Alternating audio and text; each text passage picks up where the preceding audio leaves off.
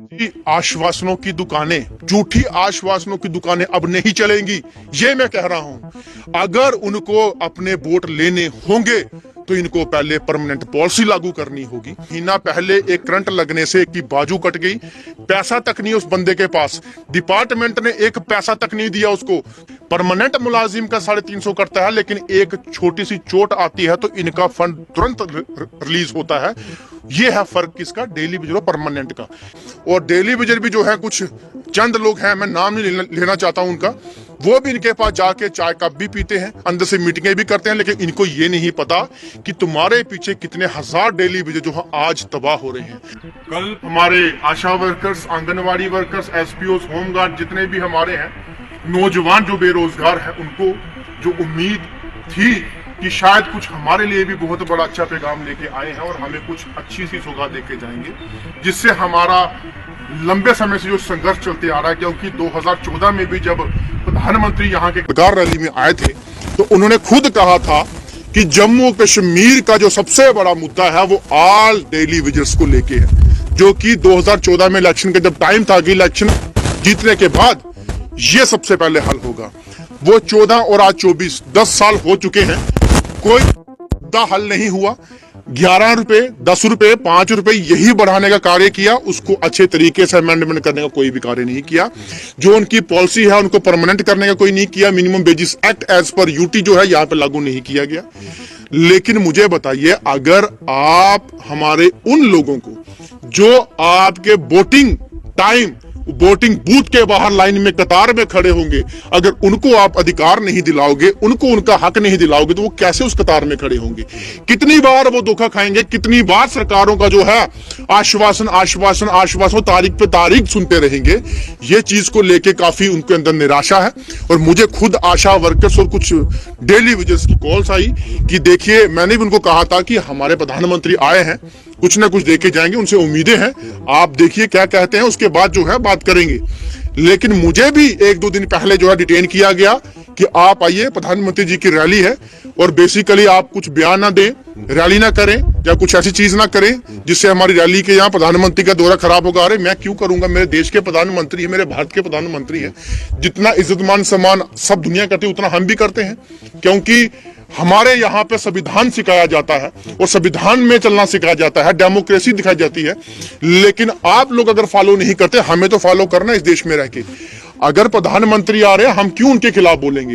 वो देश की जनता को संबोधित कर रहे हैं। अगर उनको पता है, देखिए प्रधानमंत्री जी को क्या पता कि मेरे आरसपुरा में, मेरे सुचेतगढ़ में, या पुंछ में, या पुंछ के किसी गांव के अंदर, या किसी डोडा किश्तवाड़ के अंदर, या कहीं पे भी एक एक गांव में क्या एक्टिविटी हो रही है। जो यहाँ के लोग, जहाँ के लीडर इनको बताएंगे वही तो समझाएंगे। लेकिन हमारे यहाँ के लीडरों की नाकामयाबी की वजह से आज हमारे जम्मू कश्मीर के लोग पिस रहे हैं और 4-5 बंदे इकट्ठे करके, सिलेक्टिव बंदे इकट्ठे करके उनके आगे रख दिए जाते हैं। अरे जरा उनको भी बताओ, उनको भी संबोधित कराओ, जो हमारे डेली वेजर्स करंट लगने से अपनी बाजू, अपनी टांगे कटवा के आज बैठे हैं बेचारे। और कुछ डेली वेजर जो करंट से या बिजली से जो है ट्रांसफार्मर से लग के जो है अपनी जान गंवा बैठे हैं, और उनका साथ संबोधित करवाओ जो कर्जा होने से डेली वेजर सुसाइड कर बैठा है, जो अपना मकान ढंग से नहीं बना पा रहा, उनसे करवाइए। जिनके मकान छत नहीं बन पा रहे, लिस्टों में आज भी नाम है, पैसा एक नहीं, उनसे बात करवाइए। उनसे बात करवाइए। जो नौजवान बेचारा आज नशे की तो उस पे है, दौर पे है, लेकिन पढ़ाई लिखाई करके भी परेशानी से जूझ रहा है, उनसे करवाइए। उन हमारी बहन बेटियों से बात करवाइए जो आज परेशानी में है। आप 10 बंदे सिलेक्ट करके उनके सामने खड़े कर दिए, जम्मू कश्मीर हरा भरा हो गया।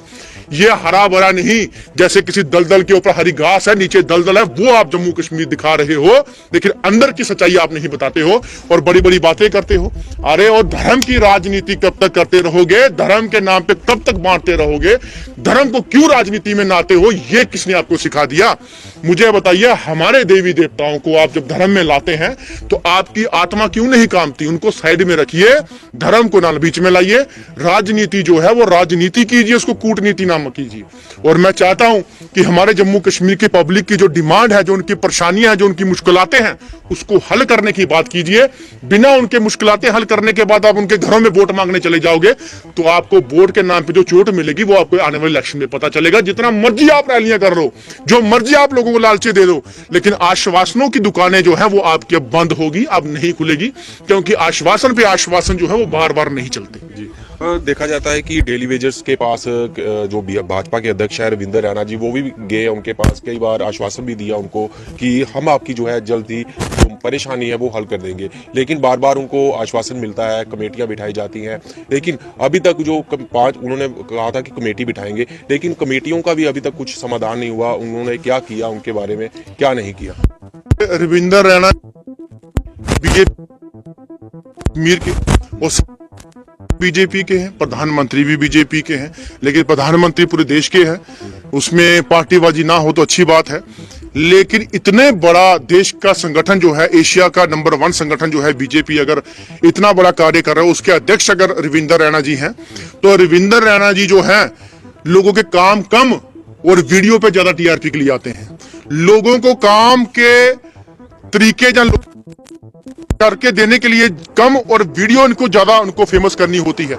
चाय पीनी हो बनाओ वीडियो, खड़े होना 4 बंदे बना दो वीडियो, किसी का ऑर्डर लेना बना दो वीडियो, गले लगाना हो बना दो वीडियो, कुछ भी ड्रामा करें। अरे आप वीडियो के बिना भी अगर आप काम करेंगे तो मैं चाहता हूं कि आप शायद जम्मू कश्मीर का भला करो, और आप इतने बड़े पार्टी के अध्यक्ष हैं जम्मू कश्मीर के अंदर, तो आप तो कुछ भी करवा सकते हैं। डेली विजरों के पास जाके बड़े बड़े आश्वासन दिए थे इन्होंने, और डेली विजर भी जो है कुछ चंद लोग हैं, मैं नाम नहीं लेना चाहता हूं उनका, वो भी इनके पास जाके चाय कप भी पीते हैं, अंदर से मीटिंगें भी करते हैं, लेकिन इनको ये नहीं पता कि तुम्हारे पीछे कितने हजार डेली विजय जो है आज तबाह हो रहे हैं।